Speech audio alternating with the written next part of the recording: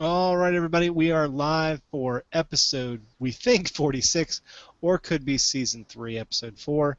Not quite sure, but everyone, welcome to the Practical Chrome video slash podcast. My name is John Oliphant. I'm the sexy one.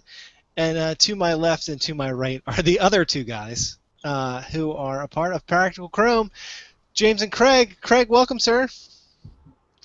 Welcome, sir. James, welcome to you too, sir. Hi. Good evening. You guys ready to do a little bit of Chrome news? Hi. Why? That's what we do. That's what we... Come on. Well, All right. if we look back over the topics we've covered in the past, I think this is really more of a Windows podcast. Oh, gosh, you make a good point. There's also a lot of Apple love in here. I believe James is quoted as saying both Windows and Apple blows. I believe it was the exact quote. Yeah, but it's funny just how often we mention them. I mean, if you think about it, what's the fastest we've ever mentioned them on the show? Probably tonight. This episode. And have we even said Chrome yet? I don't know if we have. We'll have to go back over the tapes later, as we always do, gameplay footage. But We do honestly, that. we do. We sit around. You guys don't, but I do, because I love the sound of my own voice. So we make our own commentary. When this is released on DVD, it will include commentary tracks. We get together and do our own Mystery Science Theater every week. That's right. All right. Well, with that, this episode is labeled a special Thanksgiving, I think. No, yes, it is, because it's special. And I think that the reason I chose that is because Mr. Tumbleson has some news. That's right. What do you got there? Pregnant?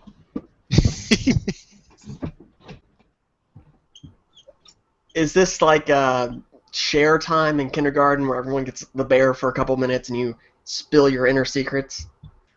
Yes. Sure. Or at an AA meeting when you, the first time you walk up. Let's keep it PG-13, John.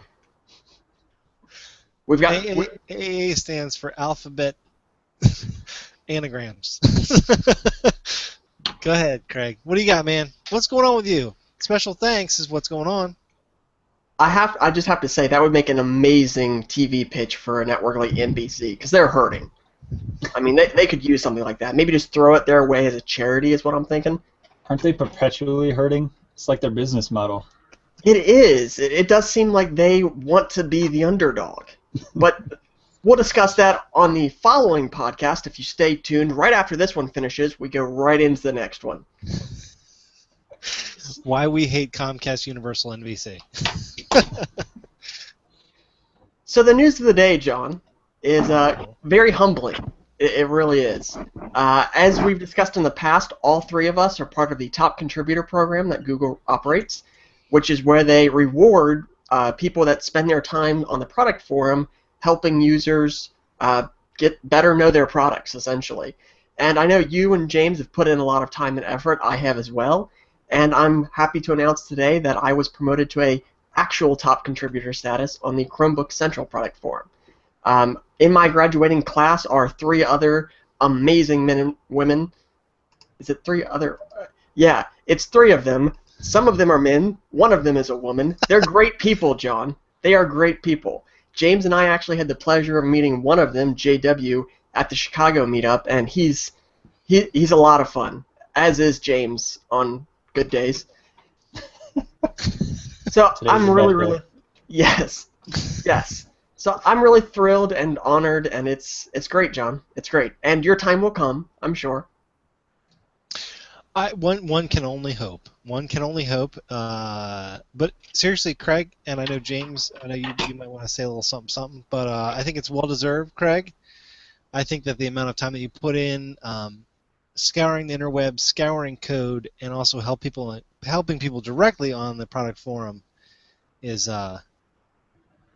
just amazing. So I think it's well deserved. I mean, congratulations, sir.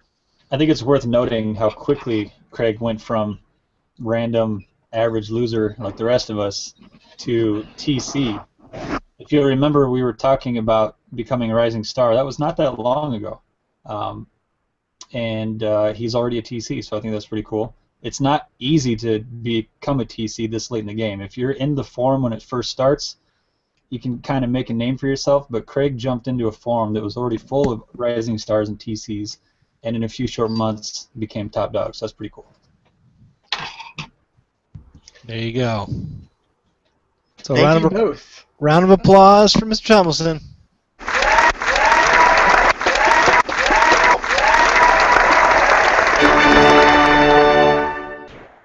That's right. The first one of us to get a TC. Awesome stuff. So, all right, guys, let's jump into some news. We've got actually a barrel full of news. Kind of like a barrel full of monkeys. I'm going to try and pull one out and only get one. If I get multiple, I think I get a prize. So the first one up is the new Chromebooks get a whopping 1 terabyte of Google Drive storage. Whoa! Yeah, that's right. 1 TB. It's the only time in your life you actually want to get TB. This is Tuberculosis jokes. I love it. Oh, bringing me back, Johnny. Bringing me back. This is why we do the show. Right here. It's these moments that really brings everyone together. That's so funny. Like John was saying before he had a laughing fit, which happens about once an episode these days, it's a Google Drive promotion. The old promotion used to be 100 gigabytes for 2 years for any new Chromebook owners. And it's been upped to a terabyte through January 31st, 2015. So you do have to claim it by then. Once you've claimed it, it's valid for 2 years. There's a little bit of confusion over what qualifies as a new device, what qualifies as an old device. If you purchased a Chromebook 2 weeks ago, does it qualify? The best answer here is no matter who you are, no matter when you purchased your device, check. That's my advice, because there are reports that some people get lucky. They may have bought the device over the summer, and for some reason it works. Other people, they've had less luck. But definitely check, because the risk versus reward here is either you don't get it or you do get it, and getting a free terabyte of storage for 2 years on Google Drive is a very sweet reward for doing nothing but checking the eligibility page. Yep, I got my terabyte of storage on my Chromebox, which I bought, I don't know, a couple months ago. So, who knows? Give it a shot. Now, I did read I perused an article from Forbes that was basically like, yeah, that's ridiculous. Because who's going to use a full terabyte of data? It's going to be the rare individual that would actually use up even 500 gig. So I don't know. I think it's more of a gimmick at this point, is my honest opinion, because I don't think everyone's going to store. You're not going to store like all of your family photos up there. You know what I mean? Why I don't not? know. Because you're just not. Because then you'll end up having to pay. How much is the terabyte going to be? In a couple of years? Maybe it might end up being free, but I'm saying. Yeah, it'll all be free by then. Everything will be free by then. Exactly. Free stuff for everyone. You do make a good point. It is worth pointing out that Google actually recently dropped the storage prices. I still, for some reason, I should probably cancel this, I still pay $2 a month for an extra 100 gigabytes, even though I now have more than a terabyte. They're bilking you, Craig. They're bilking you. They are. It's like one of those scams where they sign you up and then you just forget about it and they just keep draining your money. Yeah. I think you're right. This is probably more of a gimmick than in terms of are people actually going to use it. At the same time, if people decide to actually use it, I don't think Google's going to have a lack of storage problem in their data centers. In 2 years, I see a terabyte no longer being relevant. I think the most likely situation, given the competing cloud products and what they're doing, if you look at OneDrive, for example, OneDrive is now giving you unlimited storage if you purchase Office 365, which is a subscription. I think in 2 years, Google will probably have a free plan that includes X amount, and a paid monthly plan that gives you unlimited. That's what I foresee. And the unlimited plan, like anything else, the power users are going to get the most out of it. Everyone else is probably they're going to end up overpaying for what they're actually getting, what they're actually using, I should say. So I'm happy with a terabyte. I'll probably use it, honestly, in the 2 years. Honestly, I will find things to put there. Yeah, I take a lot of photos of food, John. Oh, okay. You're a foodie. You're a blogger foodie guy, huh? No, I just collect photos of food. Okay. Like, people eating salads. Okay, so the is that you? Do you do that? Is that your pet? Anyway, all right. Next up in the barrel of monkeys is Drive apps and Chromecasting. Drive gets cooler. So I'm not quite sure I understand all of this myself. That I'm pretty not too hip with this stuff, but You're so stupid. I know I am. I'm terrible. But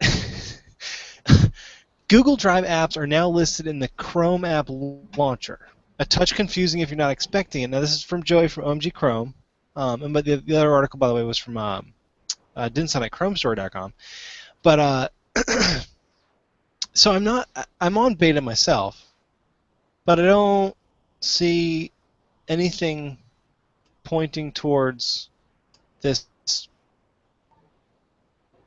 Drive apps thing. So I'm not sure I understand what it all means. Is like what? Craig, do you know? James, do you know? What's up with that? Well, Craig. I paused. Go ahead, James. I understood it to mean that when you're in Drive, there's a little place that displays connected apps, and you can search to add more apps. I took it to mean that those apps would now show up in my launcher. I didn't really read the articles so very thoroughly, so I don't know if this was supposed to be, I don't know, Windows Chrome app launcher only, or if it would also be on Chromebooks. I haven't even tried to test it out, but that's how I read it, was those apps that I've never once used in my entire life that I know are attached to my Drive apparently will show up in my Chrome apps launcher now. But I don't see them. Yeah, I don't see him either. And I'm on the beta. Well, it's actually Milestone 39 is now stable, but it's not stable for all devices yet. Specifically, the Dell Chromebook 11, the HP 14, and the Acer C720, and the Toshiba Chromebook, the first generation, are the still models we're rocking right now. right. It's specifically us that are still on Milestone 38. I think they are showing up for me. Damn you, Google! Revelation. Continue, James.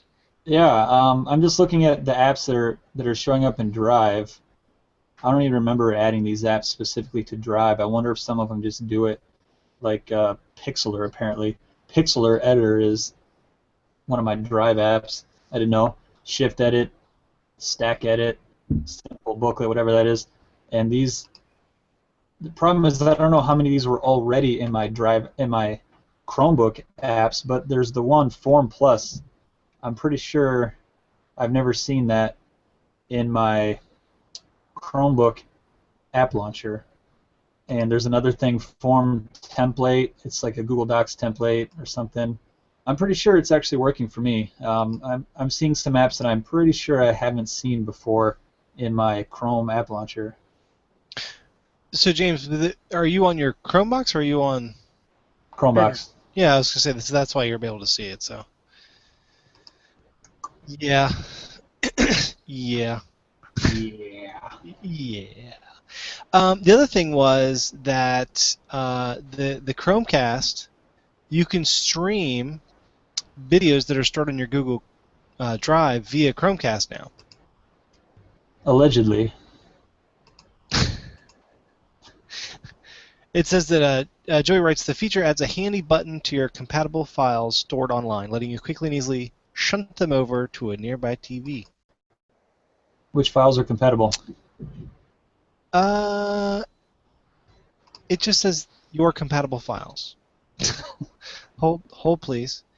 Because it's not letting me cast videos or pictures right now. Well, it also won't launch your pirated copies of Windows, so it probably won't launch your pirated movies either, James. Hey. What else are you going to do with the terabyte? Right? I can't afford to purchase enough stuff to fill up a terabyte. That's what I'm. There you go. Exactly. All right. So there's that. All right. So, but that is a nifty feature. If you do have, legal DRM-free media in your Google Drive, you can launch it.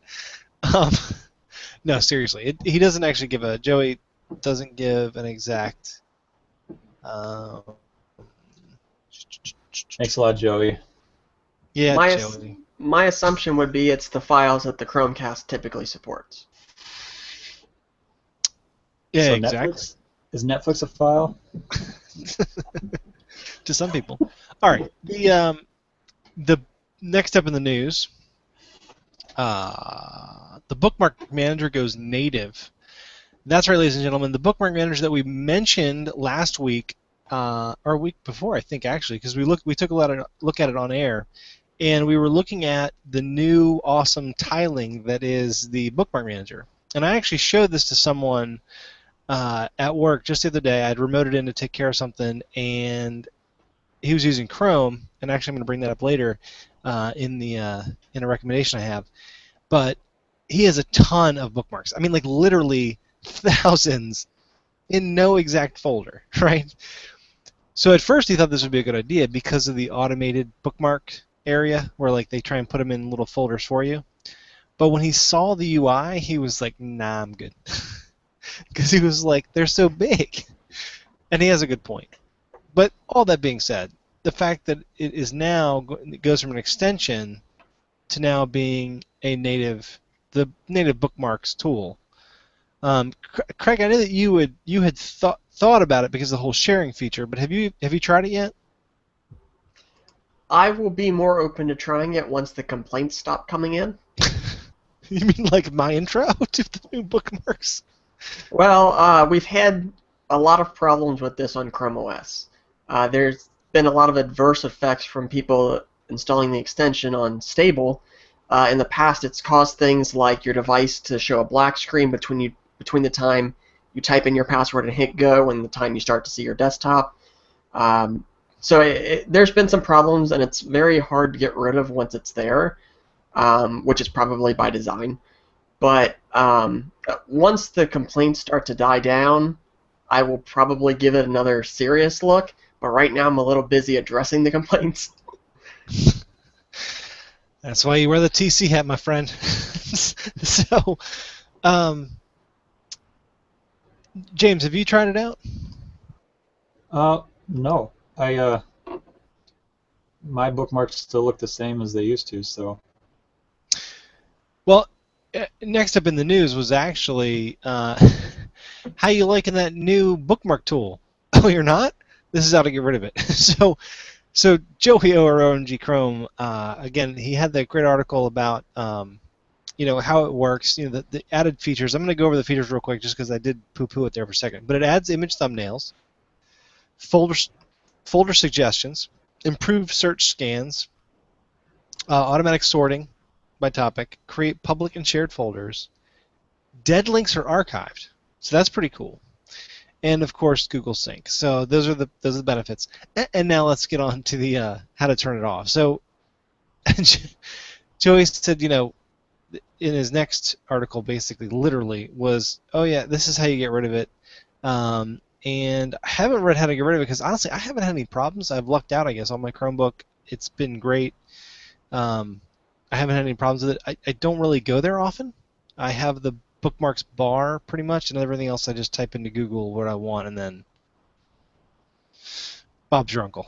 But it does look like it's just going to be a flag. Enhanced bookmarks experiment, you're just going to send it to disabled. and then that'll get rid of it for you. So there's that. So Craig, jump on board, man. You gotta wait to turn it off. Well, it's worth noting that the flag won't last forever, so don't count on that. That's a good point. A lot of people, they disable something in flags and then expect it to stay disabled permanently, and that's not necessarily the case. Yeah. Yeah. All right. So that's the whole bookmarks thing. I don't know. I'm not a huge fan of it, as you all know, but I think some people do like it. But okay, the Chrome experiment, which, if you all are familiar, is really awesome web-based apps that are built and rock usually, and they're free, so that's even more cool. And we're going back to Middle Earth, right? Because I think it was when the first Hobbit film came out, or was it when the last of the Lord of the Rings movies came out? They ended up having the little like Middle Earth thing, and you were zooming in and doing some cool stuff through the browser into Middle Earth and the map of where the Middle Earth. If you're down with the whole Tolkien universe. But now it looks like they've added. I have not had a chance to do this because I just didn't get a chance to. But that looks pretty cool. It basically you're able to jump in, and it looks like they're using WebRTC to let's see here. They said that they've added new content. There's a P2P gameplay, awesome, on Chrome for Android, and interesting. It looks pretty cool. So looks like treatment looks like a StarCraft, Warcraft type of thing. I'm guessing. So I'd have to check it out, but really cool stuff. And again, free. So even get some code. I've got a link there. Well, it's the HTML5 rocks, and they kind of go over some of the details of how it works, which is super exciting. But just cool stuff. James, have you had a chance to try that at all, or is that really in your wheelhouse? I have not tried it yet. It's actually loading right now. All right, I'm done. Craig, how about you? I'll get back to you in about 10 minutes. I was going to say, I think it's kind of big. Craig, what about you, sir? I haven't experienced the quote-unquote gameplay, but I looked over at what they're trying to achieve with it, and it seems really neat. So it's just further evidence that web technologies continue to get better, and although they may not quite be there yet for the average game developer to start taking advantage of them, some really neat proof of concepts exist, and that's how it starts, John. That's how it starts. We've seen a lot of proof of concepts, though, and I think that, and especially Age of Ascent, I was able to do one of the free tests a couple weeks ago after it's been a couple months just because I haven't had time, but I'm telling you, man, they are like blowing it up. It's amazing they can have 200 people on the same server and just in the same vicinity on the server, not just on the server, but on my screen, on my Chromebook, I've got like 300 people flying around, and I'm at like 35 frames a second. It's ridiculous. So, and then like Hello Run, I know you guys don't like it, but I love that game. But Hello Run, again, a great experiment that was really cool. But yeah, I think that's just neat stuff. So definitely check that out. All right, next up in the news. We'll jump off that. Craig, James, has it loaded yet? Yeah, this is pretty cool. See? So he's on a Chromebox. He loaded the game. He's doing a Hangout. And it's still cool. All right. So next up in the news, though, hopefully we'll keep James locked on the subject matter. But the support section in the Chrome store, again, from Joey at OMG Chrome, and basically, they've tweaked the Chrome Web Store listings by adding a support section. And basically, it looks as though when you click support, you get question and answers in the and a way to ask the developer a question. You can see the ones by others. That is awesome. I know James is busy, so Craig, what are your thoughts?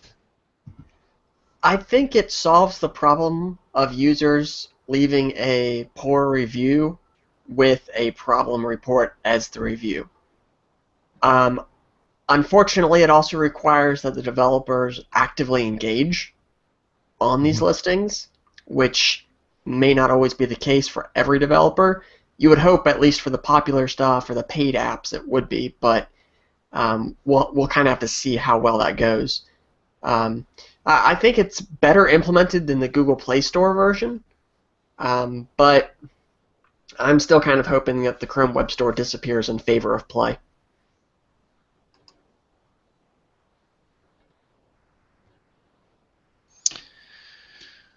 I agree. And James, what are your thoughts, sir? Well, I think it's pretty cool if it works. I think WordPress has a similar setup. When you download like a theme or a plugin or something from WordPress, there's a link you can click on, and it'll take you to a support section for that plugin or theme. And I've seen that work, and I've seen it not work. I've seen the developers actually being active in that support forum and helping people with their issues, and I've seen people ask questions and they're pretty much ever. So, like Craig said, if the developers actually use it, this could be a very helpful tool. I like it, and I think that Craig makes a good point, and so does James, about the fact that it's going to be up to the developer to actually like make comments and take questions and answer them. So we'll see. I really like it. So I think it's a great idea. All right, next up, pop lock-in with profile locks. Finally, that's right, because I am all about the profile lock-in, right? So let's use this as for instance. Let's say I got my Windows machine, and my daughter wants to use the machine. I could log out or switch users on Windows, which is totally possible and very easy and simple to do. Give my daughter a sign-on with a login and everything like that. Or I can have Chrome available, and I can sign out or lock the profile for Chrome on mine, so that my daughter can't accidentally, constantly search for My Little Pony stuff, and then all my searches bring that up, which they do now. So I do an image search. I swear I get like 4 or 5 ponies at the bottom, and I'm like, you're killing me right now. The My Little Pony, they're all over the place. It looks like, John, I thought we were bronies. Listen, I do live in Baltimore, and that's where the Brony Convention is. But I do not attend. I do not attend. My wife brings it up every year. Are you sure you don't want to go, honey? And I'm like, yes, I'm absolutely positive. I don't want to go to a Brony Convention. So, James, I know that you don't let the kids even touch computers, but what are your thoughts on the fact that you could it kind of defeats the purpose of the fact that, a lot of people have one sign-on for their Windows and Mac machines. One sign-on. And then everyone just signs on there. And then, you have Google Chrome, but if you're logged in, they can see your stuff. They can go to passwords, right? And look at your passwords. Because if you go to, Chrome settings /passwords and then hit the button to view and then know the password for that local login on the Windows machine, you can see passwords. So what are your thoughts on the fact that you can actually lock your profile? My thoughts are, if I had a Windows machine, that would be cool. But I have Chromebooks, so it's not really that big of an issue. I could just sign out of my profile, and if she doesn't know my password, she ain't getting in. But I think it is I think it's a neat feature for people like you who have Windows machines and don't want your kids to wreck your search history, because my kids have wrecked my Netflix suggestions. So I feel for you.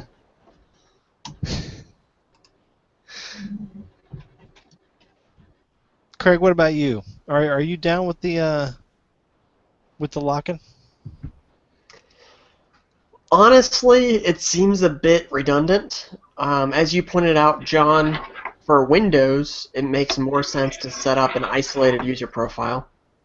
Um, it really doesn't offer any sense of extra security because the local user data for each user is still not encrypted. So when it comes to things like bookmarks, you can just open up app data and it's hidden away in a folder. Same with installed extensions, all that fun stuff. So there's no benefit in terms of security. The only benefit is keeping someone who's borrowing your machine from getting into your stuff, which trust levels, I guess. But it's definitely not as isolated as guest mode is on Chrome OS, which I guess is kind of what it's trying to imitate, if I'm understanding it correctly, where you can only get into the guest user. Right. Well, you've locked out your account, so someone can't just open up Chrome and be running around as you, right? So if I'm reading it correctly myself, I don't have beta on my Windows machine, so I can't test it because currently it is now a beta feature. So and of course it's not going to be available on a Chromebook. That'd be literally like James, it'd be redundant. And Craig, I think I agree. And we've talked about this in the past, and I've heard a couple things lately about this. Literally, and I think I listened to one of our podcasts from a couple months back, and James said this. He said, "I said I don't read things. I just click them, right?" So it's that type of thing, and I do the exact same thing. I've created other profiles for my daughters on the Windows machine, but it's like, no way, man. I'm just going to just one sign on, get it done. Admin rights, who cares? Viruses be darned, right? I have one login. Just get it done, right? My daughter's not going to do anything weird, although the other day she did shut the system down, and we had some stuff open that we wanted to keep, but that's not the point. Isn't that exactly the point? That is kind of the point. But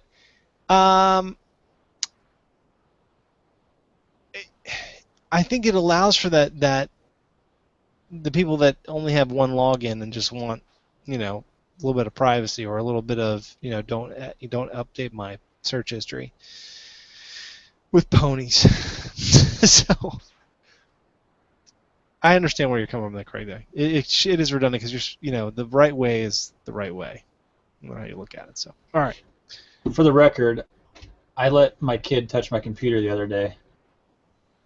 You did, and is it okay? I'm sure it's okay. Yeah, it survived. I told her she could choose something to watch on Netflix, cast it to the TV, and then close that lid. Or I'll close your lid. That's what I said. Susan will sometimes. She likes playing on my Chromebook because she likes the trackpad more than a mouse, which is awesome. But when she gets bored, she'll start to open and close it, and I'm like, stop it! It's not a toy. My kids hate the fact that it's a touchscreen. I'm saying. They keep pointing at things, and they're like, "Oh, use this, do this," and it touches links, and they go places, and they're like, why is this a touchscreen? And I'm like, I know, right? I'm trying to figure out how to disable it, but I haven't figured it out yet. Nice. How are we doing with touch? Craig, how are you doing with touch? James obviously doesn't like it. I recently acquired, through various means, a pen that you write with that has a stylus tip where the eraser of a pencil would be. And Right. I don't use it to write because I don't like the type of pen it is, but I do use it to point. And when I point with the stylus end at my screen, it's kind of like an extension of my finger, so I don't have to reach as far. And for me, it's really made touch more viable. Yeah, to be honest, stylus is especially for because actually I actually used to do notes with a stylus on a Nexus 7, just like the one you're talking about, and they give them away at trade shows too. Like it's like literally like one of the was the hot thing a couple years ago. But the that is pretty cool. So, but you really like you'd rather use the stylus? Then my finger, yes, because my stylus doesn't leave a fingerprint. I think My I just had an finger doesn't leave a aneurysm. stylus print. What? What? Drop the mic. Drop. All right. So it's a good point about the fingerprints, but that's why Actually, I'm saying it's you don't. kind of rounded. It's not a good point. No, they're not pointy. They're actually they're very roundy. I wish I had mine. I have like 4 of them, but and only a phone at this point. I sold the Nexus 7, which now, of course, now we want to get something for my daughter for Christmas, and we're like, why did we sell the Nexus 7? So I had 2 things left, guys. Unless you have any other news that you wanted to talk about, I just want to bring up 2 things. You know me, briefly. Yeah. Did you have anything else news-wise? Oh, you know what? News-wise, I'll interrupt myself. Photoshop. Did you hear about this? Crazy, right? Are we talking about the news that came out like a couple months ago? No. Oh, No. Get this. So, Google and Adobe wanted to bring Photoshop to Chromebooks. Why are you talking like Obama? You mean the President of the United States? I'm talking about the President of the United States because I'm trying to add inflection and pauses like William Shatner. So I'd rather use the Shatner. Okay. So anyway, they wanted to bring this to Chromebooks, but of course the Chromebook, honestly, it does not have the power. It just does. It's not there. There's not enough room to even hold the app, for goodness sake. Not only that, but all of the fact, I think it's written in C and like 4 other languages. So you couldn't run on a Chromebook. But with 35% of market share of laptops sold in the last like 6 months, I think Adobe was like, okay, cool. So what they're doing is you can use Photoshop on your Chromebook, but they're actually using, like literally, a live video stream from a Windows machine running on Google Cloud Service, hosting the actual app in an instance of Windows 7. John, we Yes. talked about this already. Did we? Back when the new Acer Chromebook was released with the fancy screen, and they had that whole demo running Photoshop on a Chromebook. This is not new news. The reason why the news picked it up is because they actually invited the press in and let them watch demos of actual education users using it in practice. So the news blogs got to see it in person and judge the performance, and they found it to be pretty good on average. So that's why it's being revisited. Hold. But we didn't realize it was actually a video stream. How else would it have been accomplished? It wasn't running locally. Yeah, but a video stream, like literally a video stream, like not and on a Windows 7 instance. I don't know. I just felt like it would have been more, neat than like, oh yeah, we're video streaming from, a Windows machine somewhere. I don't know. It just seemed like it would be more. All right. Well, it's not just a video stream. There's more to it. It listens for JavaScript interactions. It's in its own packaged window, so you don't see the Windows environment. You don't see the Microsoft environment. It's just the app. It's isolated, and you're only interacting with that app. It also has built-in Google Drive saving, and they say they're working on how printing will eventually happen. Eventually work, right. So it's definitely a step up from what we have now, which is just remoting into a Windows box. You have to deal with the Windows interface. You have to deal with the Windows updates. All of the inherent problems that come with a full Windows environment are now gone. You just have the app. It's Adobe's problem to maintain everything else, and I like that. Adobe and Google. So, good point. All right. All right, well, I guess we did know, but I just didn't. I don't know. This just blows my mind. Okay, cool. All right, good point. Good point. Good points all around. All right. So my two other things. Unless do you guys have anything? Anything? Bueller. Anybody? Okay. All right. I didn't get any response, so I'm going to go ahead. So the one thing I wanted to bring up of one of the two is IE Tab. So this is an extension for Chrome. Now you have to be on, I'm going to guess, just a Windows machine. But what it does is it actually allows you to open web pages in IE, but wrapped in Chrome. I know that sounds kind of weird, but the guy that actually showed this to me was the gentleman I had with all the bookmarks. And basically, what he said was, John, I want to use one browser for everything that I do. So if I need to use IE, which at a lot of places, especially enterprise-wise, you're required to use IE for certain things, right?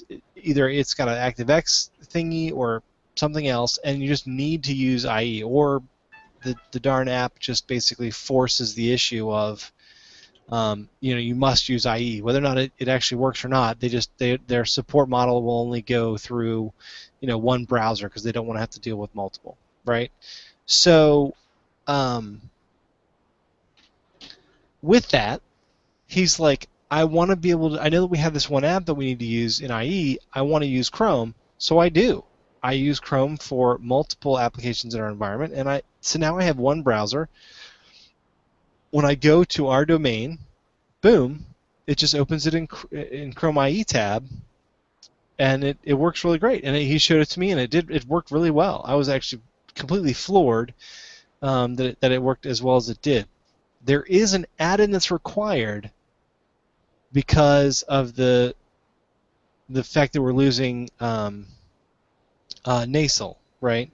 So now there's this additional plugin that you need, which is like it's like a megabyte and a half or something like that. And I was like, I didn't do it myself because I realized the limitations of the fact that the people decided only to use IE. So I've just gone with, okay, I've got to use IE. So I just stick with IE. But it really did work really well. He showed it to me. It was really cool. Worked really, really, really, really well. So, yeah. Any thoughts on this? Have either of you guys tried that at all? It should be noted that it does not work for Chrome OS. It is Windows only. Yeah, because you're actually running an instance of IE inside of Chrome browser. So, yes, exactly. Thank you. So, just to be clear, what this extension is doing for us is saving us from the arduous task of opening Internet Explorer when using Internet Explorer only apps. Yes, did you not hear what I just said, James? Just recapping, just want to make sure I got that. The guy is like, I want to use one browser, and my favorite browser is Chrome. Chrome. But I have to open certain sites with IE, otherwise they don't work. Oh, by the way, remember how I mentioned that Amazon didn't work very well under IE 8 the other day? Mm-hmm. It crashed my IE by leaving it open. I left the computer running with IE open in Amazon. It crashed IE. Hilarious. Anyway. How can you be sure that was Amazon and not just Windows being open too long? I had no other browser. It was just the browser, and it was just Amazon. All right. All right. So my last thing up was Core OS talking about some forks. so a fork is taking someone's open source code. I guess you could use it for proprietary code, but that would be illegal. It's taking someone's code line, for instance, like the Linux kernel, and you were to take it and you were to modify it heavily and then reuse it for something, like modify it heavily, and then be like, this is called, the Linux kernel 7, or this is called Bob, right? Or the devil. I don't know what Craig's making faces. I'm not sure what he's talking about. So, Core OS is a fork of Chromium OS, as Craig duly pointed out. It's not Chrome OS, it's Chromium OS. But it's for the server space. And you might be thinking to yourself, well, who gives a hoot about that, right? Especially people out there that are like, well, I've got my Red Hat, I've got my Debian, I've got my SUSE, I've got my Fedora. Well, you wouldn't do Fedora in a server. But my point is, you've got Oracle, Red Hat Linux, which is basically just Red Hat Linux rebranded.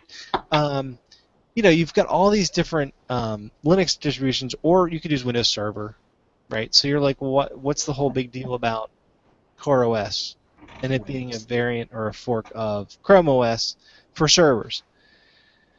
Let me tell you. So it has some of the same feature sets, all of them, of regular old Chrome OS, right? So, but it does the whole, like, Craig, you're killing me. So, that's just mean, man. So, I'm trying to tell so many people about something cool. All right.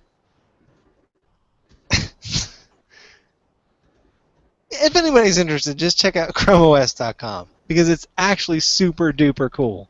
Because you have all the functionality of Chromium OS, but in a server space, so it spins up, under 100 megs, and you've got this awesome server, and you can cluster it out the wazoo.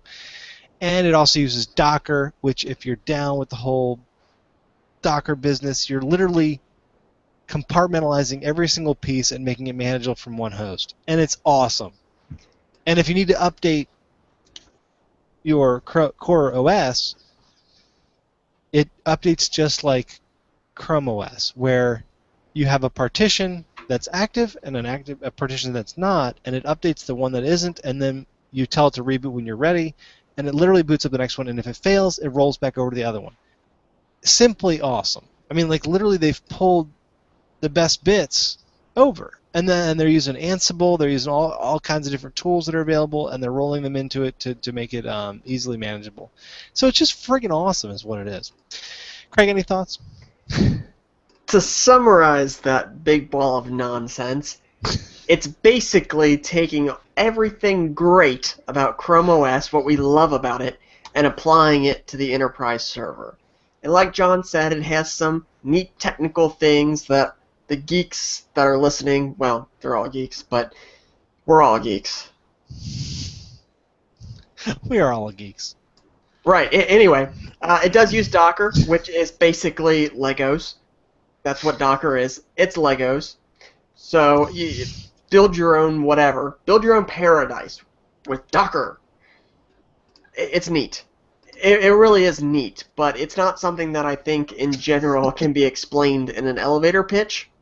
So definitely visit the website if this is the type of thing you might be interested in.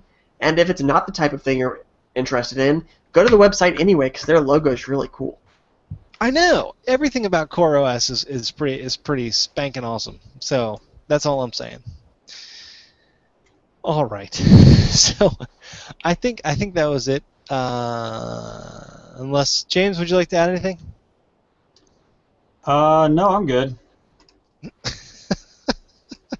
Thanks for thinking of me. No. Craig, anything to add to this episode besides the fact that you are now a TC? You're never going to let me live that down, are you? No. I asked, should we now call you Sir? I'm not sure the protocol. I think it's Lord. You think it's Lord? I think Lord Tumbleson. That's Well, Lord with an E. Ah, yeah. I think it's essentially akin to Google knighting you. I think that's kind of what the process is. I'm not sure entirely, for various reasons that I'm not allowed to discuss. That is my go-to answer now. I've used that like 6 times today. It is awesome. I love that. It's the ultimate cop-out. I'm no longer allowed to talk about that. I like the way that sounds. Your Honor, I have no comment. I'm under NDA. From Next Google, week. I want to know why you were speeding. Right. Next week, we're going to blur my face. That's right. All right. Well, James, where can people find you throughout the week? Clearly, they can't find me in the Google product forum because ain't nobody got time for that. I'm trying. You can find me on Google Plus under my real name, James Welbez. I like it. I like it. Mr. Tumbleson, besides in the Google product forum where they can find you with a large green circle and a little plus symbol inside, what else is out there besides all your badges, all your stinking badges? Well, it's actually not a plus sign. It's a chat bubble. It's so small. It looks like a plus. Your badge is so small. I think it's smaller than all the other TC's badges. We kid because we're hurt that we weren't asked as well. Is really what it is, Craig. You also kid because it's fun to kid me, and that is entirely acceptable. So, but besides the product forum, which, by the way, Craig, can you tell people what the product forum is? I should figure that out. The product forum is the official end-user support interface for supporting end users. We'll make it recursive. It sounds better that way. Right.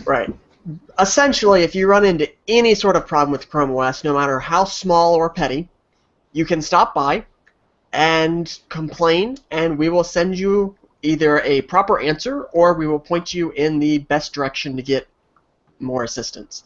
It's usually, for a lot of times, common problems. We'll get a report on the product forum.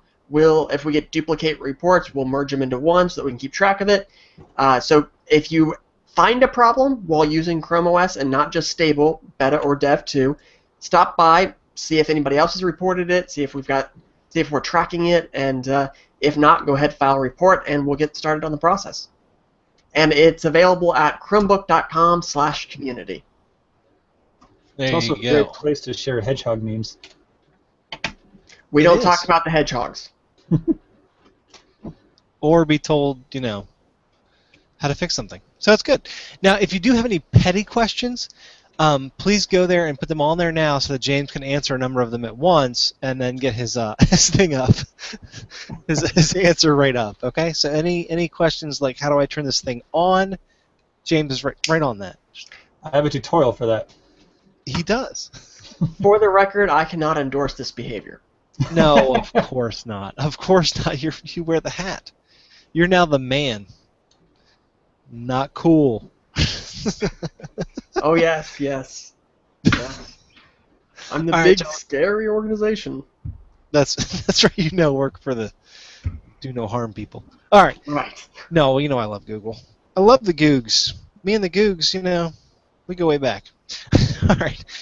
So, guys, again, another great episode, 46 in the can. Everyone, thanks for watching. Thanks for listening. Listening. Thanks for listening, and hopefully we'll be back next week, same time, same bat channel, and we'll check you later.